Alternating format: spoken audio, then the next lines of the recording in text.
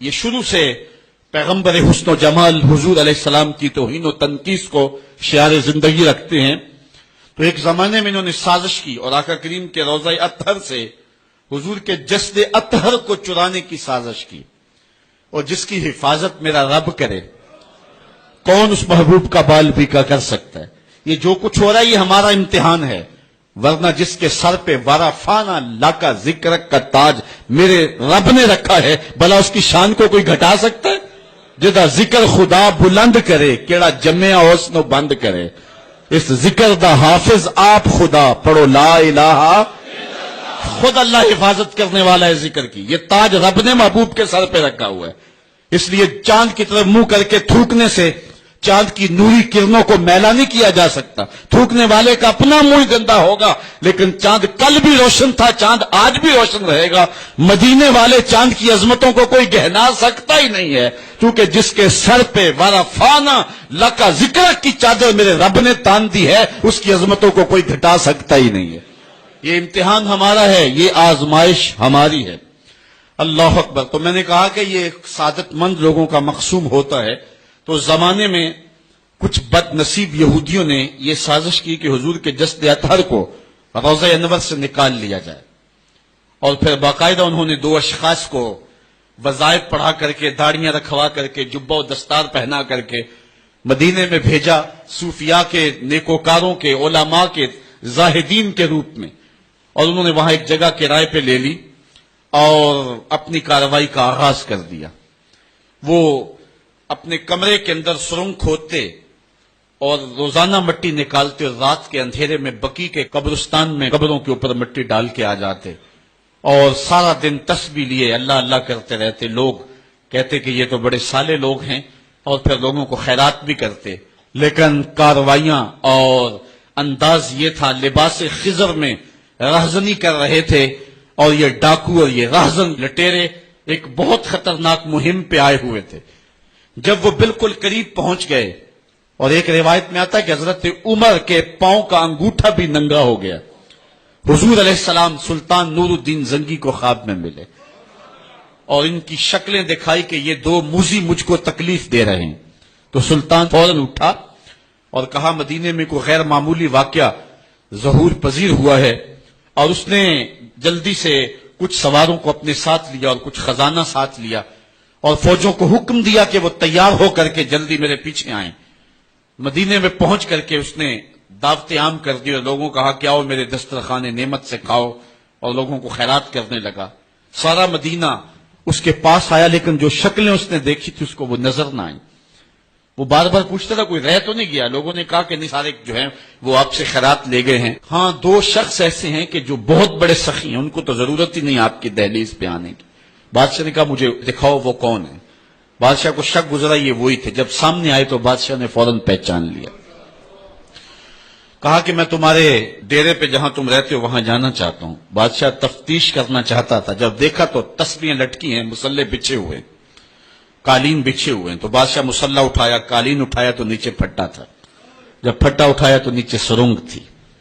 پھر بادشاہ نے ان کو جانوروں کے پیچھے بندھوا کر کے چروا دیا، اور میں نے تاریخ میں پڑھا سلطان نور الدین زنگی مدینے کی گلیوں میں پھر اس کے بعد روتا پھرتا تھا، اور اس کی آنکھوں میں آنسو تھے، اور کہتا تھا یا رسول اللہ تمہاری مہربانی کہ یہ ڈیوٹی میرے ذمہ لگائی ہے، ورنہ کائنات بھری پڑی تھی، یہ سعادت مندی میرا مقدر کہ اس نوکری کے لیے مجھے منتخب کیا ہے۔ اور پھر اس نے روضہ رسول کے ارد گرد جو ہے جہاں تک پانی آتا ہے وہاں تک جو ہے اس نے جو ہے زمین کھدوائی اور سیسا پگھلا کے اس کے اندر ڈال دیا کہ دوبارہ قیامت تک کوئی موذی اس کی جرأت نہ کر سکے۔ تو روضہ رسول کے ارد گرد وہ سیسا پلائی ہوئی دیوار ہے جس کو کھودا نہیں جا سکتا۔ یہ سلطان نور الدین زنگی کی زندگی کا یہ انوکھا باب ہے۔ آئیے اب سلطان صلاح الدین ایوبی کی کہانی بھی سنتے ہیں۔ اسلام کا مجاہد اعظم، یہ حلال اور صلیب کی جنگوں کا ہیرو، اور جس پہ امت اسلامیہ کو آج بھی ناز ہے، اور آج صدیاں گزرنے کے بعد یہ سینوں میں دل کی طرح دھڑکتا ہے۔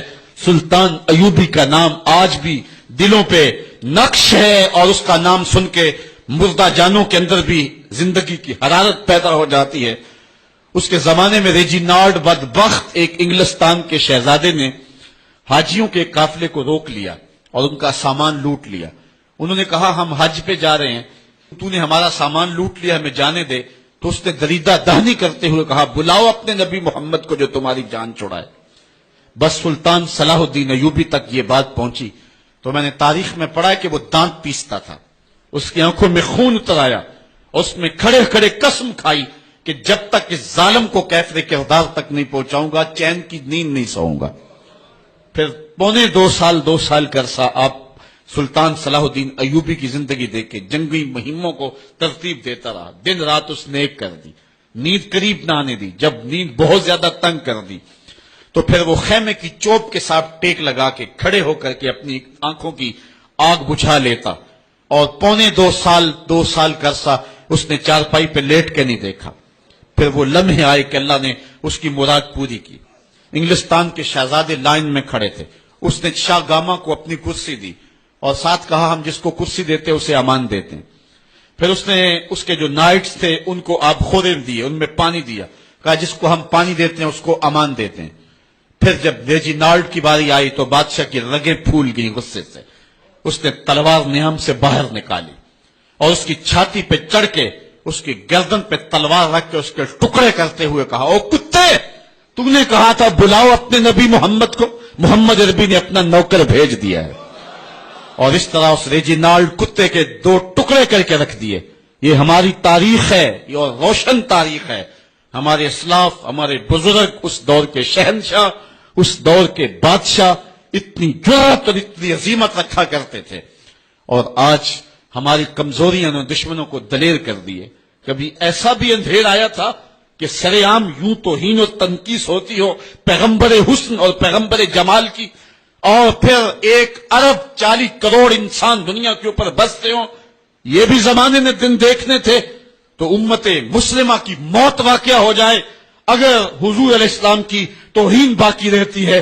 اس لیے امت کو پوری قوت کے ساتھ کھڑا ہونا ہے اور اپنے نبی علیہ السلام کی توہین کا بدلہ لینا ہے. اور یہ ممکن نہیں ہے جب تک جو ہے وہ ہم پوری دنیا کے اوپر غالب نہ ہوں. اللہ تعالیٰ امت کو وہ دن نصیب فرمائے کہ امت کا غلبہ اللہ تعالیٰ نصیب فرمائے. اس وقت ہمارا المیہ یہ ہے کہ ہمارے پاس عالم لیڈر کوئی نہیں ہے. عوام کے جذبے یقیناً دیکھنے کے.